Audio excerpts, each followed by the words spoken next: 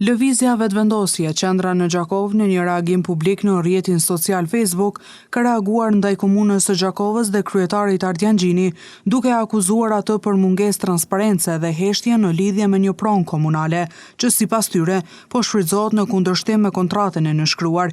Sipas lëvizjes vetëvendosje bëhet fjalë për një parcel e cila ndodhet në parkun e qytetit, pronë komunale e dhënë për shfrytëzim afatgjat me qëllime turistike, por që siç pretendohet po përdoret për ndërtim dhe shitje banesash dhe dyqanesh. Në reagimin e publikuar, vetëvendosja thekson se ndonse kanë kërkuar dokumentacion dhe sqarime nga komuna që prej më shumë se 3 javësh nuk kanë marrë asnjë përgjigje, dokument apo veprim konkret. Në vend të hetimeve, kemi heshtje dhe zvarritje, asnjë dokument, asnjë përgjigje dhe asnjë veprim, thuhet në njoftim. Tutje kanë bërë të ditur se pavarësisht se kërkesa atyre për qasje në dokumente është miratuar, komuna po kërkon kohë shtesë që sipas tyre i jep avantazh investitorit në terren.